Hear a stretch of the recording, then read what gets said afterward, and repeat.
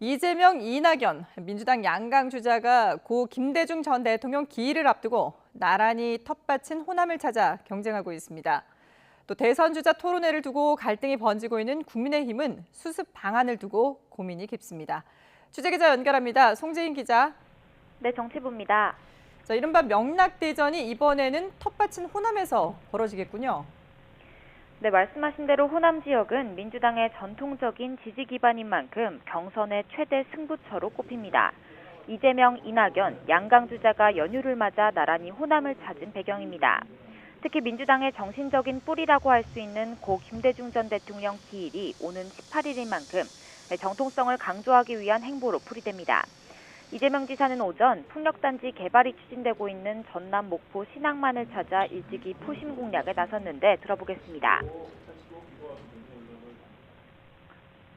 기회가 된다면 신재생 에너지 사업의 전략기지로 호남을 반드시 육성을 해야 되겠다는 생각이 들었습니다.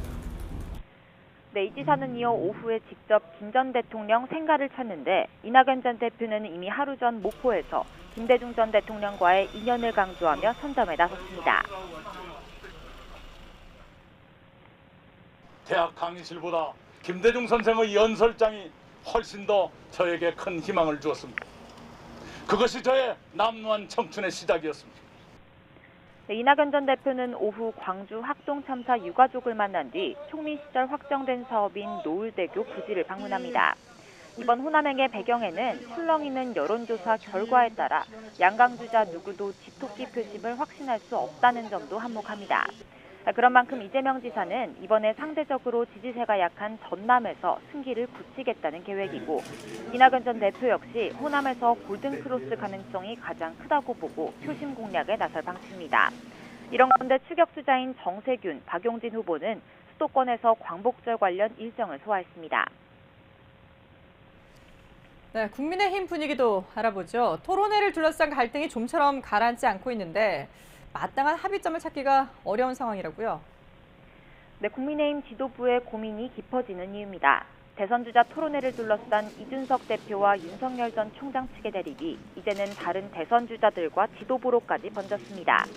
이준석 대표와 김기현 원내대표가 토론회를 정책 발표회 형식으로 바꾸는 절충안을 내놨지만 이마저 일부 최고위원들과 경선준비위원회의 반대에 부딪혔기 때문입니다. 여기에 일각에서 제기되는 두 번째 대안, 당 선관위를 조기 출범시키는 방안은 물리적으로 어렵다는 분위기가 지배적입니다. 이준석 대표는 YTN과의 통화에서 선관위를 오는 23일보다 앞당겨 출범시키는 건 선임 절차 등을 고려하면 불가능하다고 난색을 보였습니다. 결국 다시 정책 발표회로 조율해보는 수밖에 없는데 서병수 경선준비위원장 역시 YTN과의 통화에서 기존 계획대로 토론회를 강행하겠다고 맞섰습니다.